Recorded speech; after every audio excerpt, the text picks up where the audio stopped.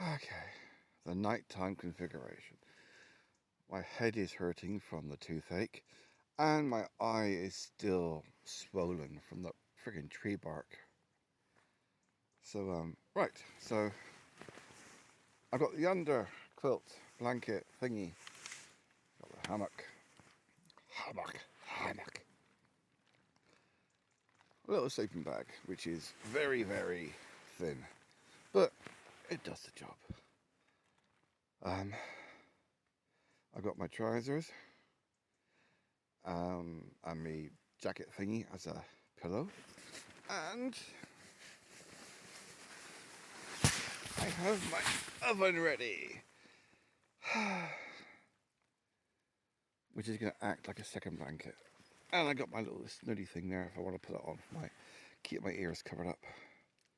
I mean, one ear doesn't work anyway, but the other one, it's prone to earache, especially when I got toothache.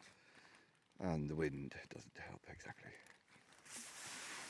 So I've got to try and unravel this thing. It is so light, this tin foil hat.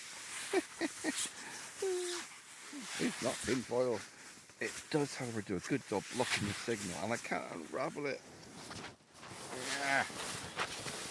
It's definitely a two-hand job. Yeah, hey, that's what she said. Back to sleeping. It just, you can't be too rough with it because it'll break. That's what she said.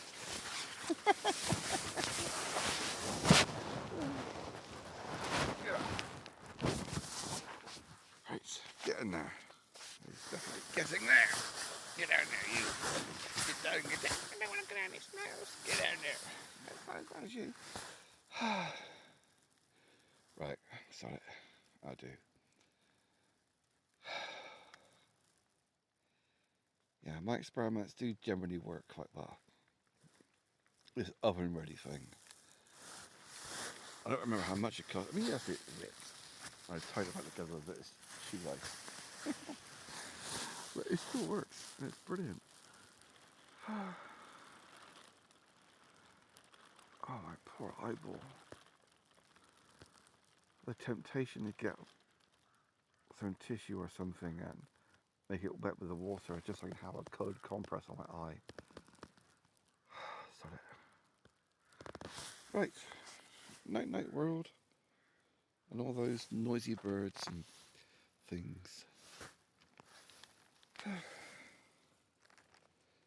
Yes, I know I got nagged about going across or going outside in the dark because every time I'm here, generally about midnight or 2 in the morning, on the other hill where there's no access, no way to get to it by road, there's a lot of lights and a lot of noise. And I got no idea what it is. You can't see anything during the day. There's nothing there. But at night time it's really obvious. But you can see from here there are no street lights down there. And it's kind of there. And there's a lot of lights. It's normally about after full dark, that's when it comes on. It's not a rave. It's industry of some kind. So, yeah. The sun hath set.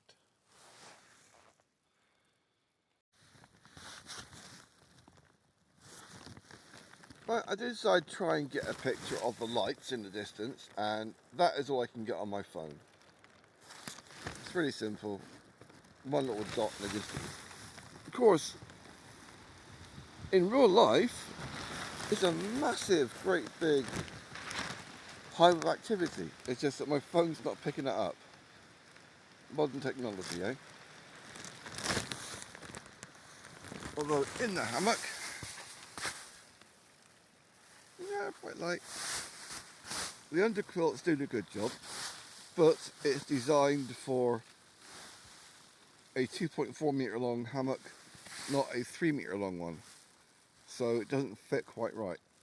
It's doing the job, keeping most of the wind out. It's just that because it's not long enough, it's pulling too tight.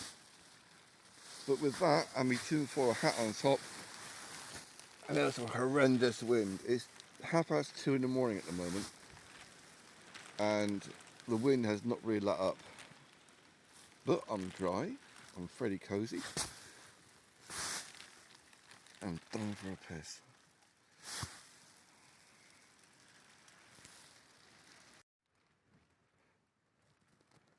So yes, sometimes just having a little torch can make a big difference.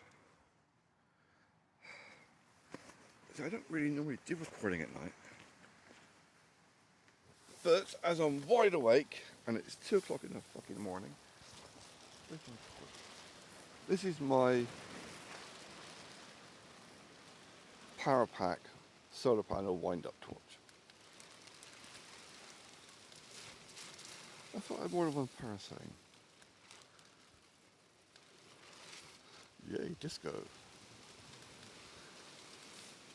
I mean, it's not a bad torch. I do have several. I've got the headlight torch as well, which I haven't used since I got it. But that's great if you're trying to do stuff and you want hands-free. Well, I've got the torch on the power pack, I've got the torch on my phone. I've got that light bulb torch, which is really great because you can like hook it on your power cord. But it's not an essential. It's a nice little treat. Oh, okay, I need to get back in the cupboards because I'm actually completely uncovered at the moment. And the longer the light's on, the more likelihood of bugs being attracted. More vodka, I think, for my toothache.